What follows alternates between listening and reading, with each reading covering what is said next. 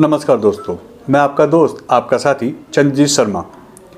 जैसा कि क्षेत्रीय विधायक अजय महावर लगातार हमलावर रहते हैं शराब नीति को लेके, और केजरीवाल सरकार की जो इस समय नीति चल रही हैं, जिस तरीके से पूरे दिल्ली को ही बर्बादी की कगार पे लाके खड़ा कर दिया है, इसी को लेके अब इन्होंने एक मुहिम छेड़ रखी है। इसको लेके चाहे दिल्ली के एसडीएम हो, दिल्ली के केजरीवाल सरकार हो या फिर दिल्ली के एलजी हों, सभी के साथ युद्ध स्तर पर कार्रवाई करने के लिए उनको चेताया जा रहा है, उनसे रिक्वेस्ट की जा रही है, उनको पत्रों द्वारा लगातार इस चीज़ के लिए प्रेरित किया जा रहा है कि किसी भी हालत में ये सारी चीज़ें बंद हों, हम दिल्ली को बर्बाद नहीं होने देंगे। इसको देखते हुए उन्होंने 4 ठेके अपनी विधानसभा में बंद करवाए हैं।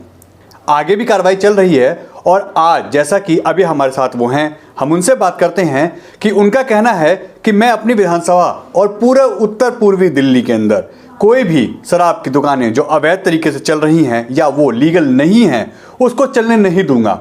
अगर वो लीगल हैं और पूरे जो नियम कानून उसको फॉलो करते हैं तो कोई हमें उसकी दिक्कत नहीं है। अगर सरकारी ठेके सरकारी तरीके से चलते हैं तो आइए उनसे बात करते हैं कि वो इस पे क्या राय रखते हैं और किस तरीके से उनकी कार्रवाई आगे बढ़ने वाली है। विधायक जी, स्वागत है हमारे चैनल में आपका। धन्यवाद।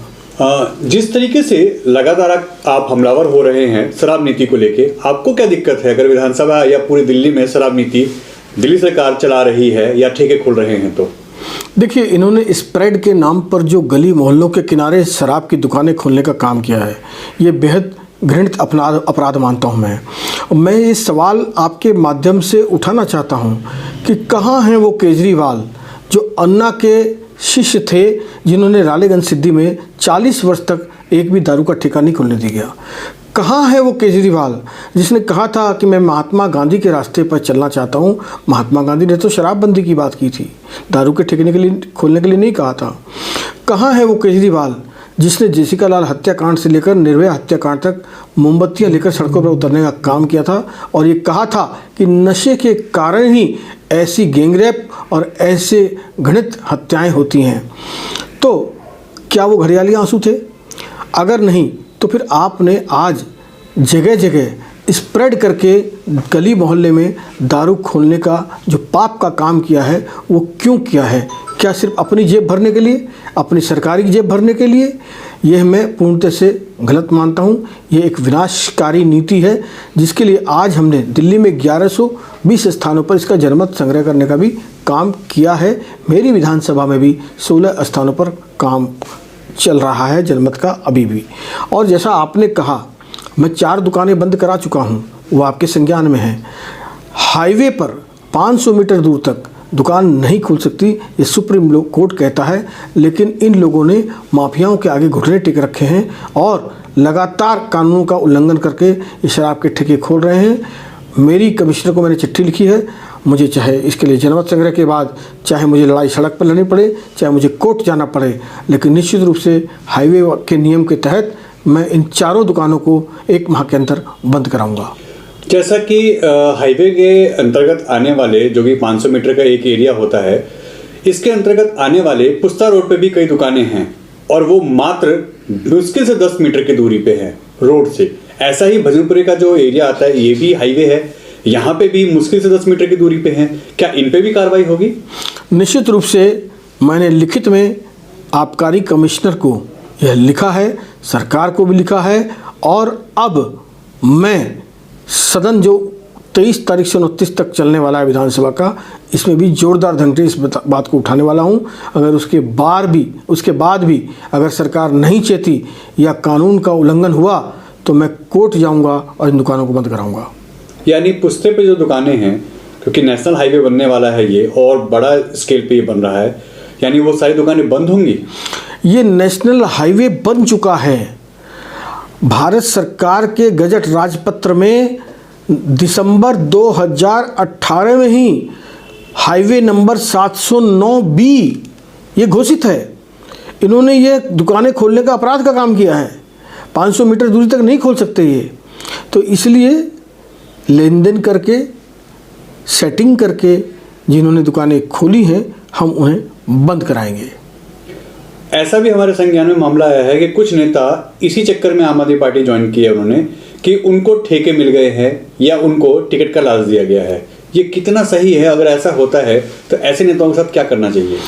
मुझे नहीं पता इनके बीच क्या सेटिंग हुई है, पर ऐसे नेताओं को तो जनता जूते की माला पहना के ही घुमाने वाली है।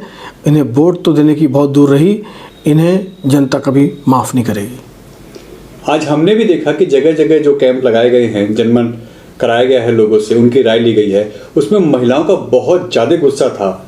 लोग वहाँ पे आई हैं, महिलाएं चाहे वो किसी भी धर्म से हों, मुस्लिम हो, हिंदू हो, आई हैं, अपना रोष व्यक्त किया है और उन्होंने खुले तौर पे चेतावनी दी है अरविंद केजरीवाल को कि एमसीडी के यानी 2022 में हम बताएंगे कि कैसे धोखा किया जाता है और किस तरीके से शराब की दुकानें खोली जाती हैं। ठीक कहा आपने। मैं भी आज बहुत सारे स्थानों पर गया था, लोग कह रहे थे कि इसकी झाड़ू लेके इसी को पीटेंगे। ऐसी बातें सुनकर मैं भी अचंभित रहा कि कितना गुस्सा है लोगों के अंदर। आप मुझे बताइए, सभी धर्म, सभी संप्रदाय, सभी जाति, चाहे अंबेडकर जयंती हो, महावीर जयंती हो, होली दिवाली हो, गुरु नानक हो, क्रिसमस का त्यौहार हो, सभी दिन इन्होंने ड्राई डे ख़त्म कर दिया है। क्या 21 दिन के ड्राई डे को कम करके इन्होंने 3 दिन कर दिया, कन्वर्ट कर दिया है? ये पैसों के कितने नीचे गिरने वाले हैं कि हमारी धार्मिक आस्थाओं से भी खिलवाड़ कर रहे हैं। उस दिन के ड्राई डे समाप्त कर दिए, सिर्फ 26 जनवरी, 15 अगस्त और 2 अक्टूबर रह गए। तो मुझे नहीं लगता कि कोई इन्हें माफ़ करेगा। ये माफ़ी लायक काम नहीं कर रहे हैं।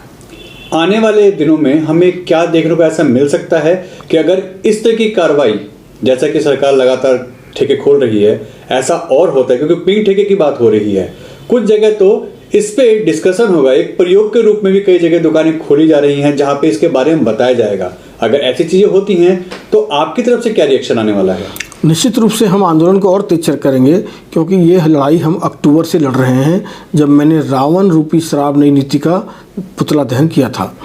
अब इस लड़ाई को हम और आगे तक धीरे धीरे लेकर आए। हमने चक्का जाम भी दिल्ली में किया है, हमने सभी धर्मों का सम्मेलन भी जंतर मंतर पे किया है, इसकी सद्भावना सद्बुद्धि के लिए भी हमने हवन किया है और आज हम जनमत भी कर रहे हैं। तरह तरह के हमने विरोध प्रदर्शन किए हैं, लेकिन सरकार पैसे और ठेका माफियाओं के, शराब माफियाओं के दबाव में काम कर रही है। कहीं न कहीं इसमें भारी लेन देन और भ्रष्टाचार लग रहा है। अब अगर सरकार नहीं मानी तो हम इस आंदोलन को और तेज करेंगे और जैसा मैंने कहा कि वोट की चोट भी होगी और कोर्ट का भी दरवाज़ा हम खटखटाएंगे, लेकिन इतनी आसानी से इन्हें चैन की बंसी बजाने नहीं देंगे। विधायक जी, हमारे से बात करने के लिए धन्यवाद आपका। Thank you.